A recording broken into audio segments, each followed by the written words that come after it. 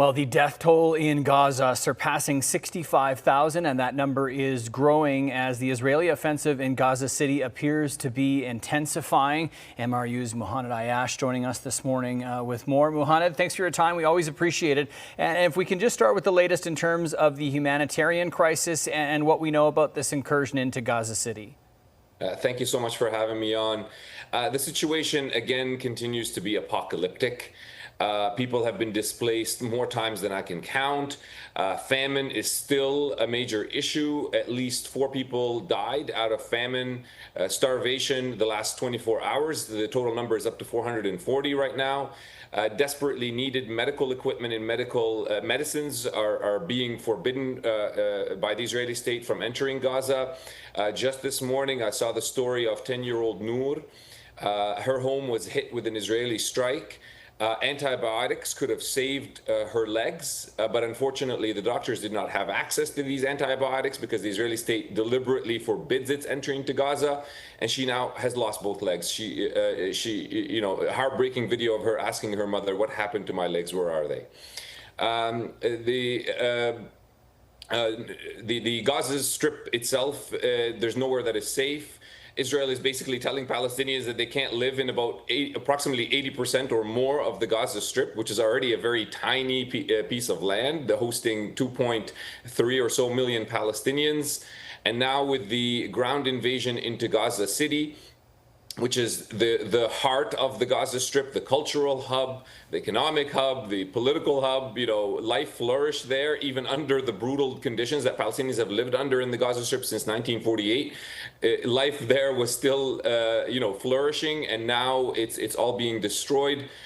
Israel is destroying residential neighborhoods left and right and trying to expel all of the Palestinian people, or the overwhelming majority of them, from Gaza City so that they can colonize it and claim it as their own. Yeah, and this is what we're hearing.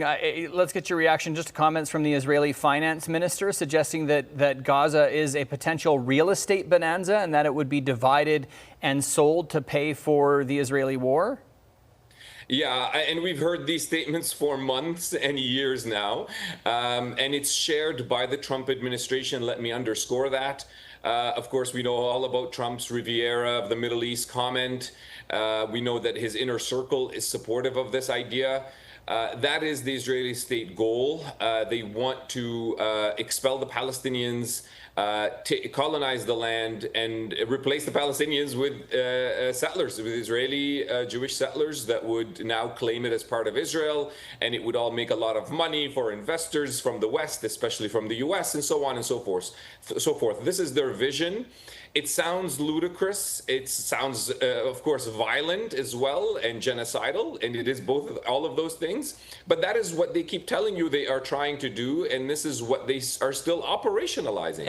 Whether that succeeds or not is another question, but that is what they are trying to do. Yeah, and Muhannad, we're just about out of time, but we are seeing some pushback from the international community, European countries and Canada, looking to recognize a state of Palestine. I guess your reaction to that and what kind of impact you think it will have? It's going to have extremely limited impact. Basically, what it will allow, if it happens, and it happens without conditions, it doesn't look like that's going to happen. It looks like Canada, for instance, has many conditions placed on their recognition, that it would open the door for bilateral relations for Palestine, the Palestinian Authority, for a seat, a full member seat at the United Nations. But it's not going to stop the Israelis. The Israelis believe that there's no deterrence to what they're doing, that they have the full backing of the U.S., that nobody can stand in their way, and there are no material consequences to the actions that they're doing. And unless there is material consequences in the form of economic isolation of the Israeli state, this genocide will continue as was. And all the experts on genocide agree that it is a genocide. Now the United Nations is saying it. This will continue without putting serious pressure. So though these recognition moves have some effect, they are nowhere near what is needed and nowhere near enough at this moment in time. We will continue to follow it. As always, we appreciate your insight. That is MRU's Muhannad Ayash. Thank you for having me. Thank you.